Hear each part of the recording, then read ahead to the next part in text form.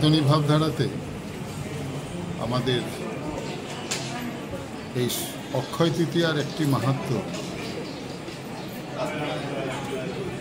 হিন্দু ধর্মাবলম্বীরা সবাই অবগত।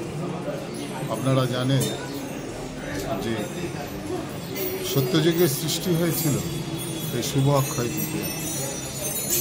তাকে লক্ষ্য রেখে আমাদের রামাশ্রিত অর্থাৎ শ্রী শ্রী রাম ঠাকুর, কৈবল্যনাথ তথা শ্রী গুরু সত্যনারায়ণের আবির্ভাব এবং তিরোধান এই দুটি দিবসই ছিল এই শুভ অক্ষয় তৃতীয়া।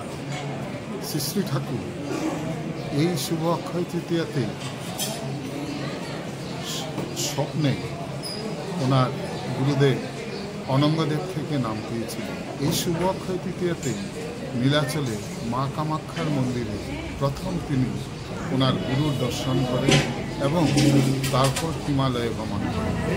পুণ্যসিদ্ধি লাভ করে মানব কল্যাণে এসে তিনি এই শুভ অক্ষয় তৃতীয়াতেই আমাদের অক্ষর তিনি দেহ সম্বরণ করেন। আমরা বনমালীপুর শ্রী শ্রী রাম ঠাকুর সভা মন্দিরের পক্ষে প্রতি বৎসরের না এই বৎসরও দয়াল ঠাকুরের ৭৬তম তিরোধান দিবস উদযাপন করছি।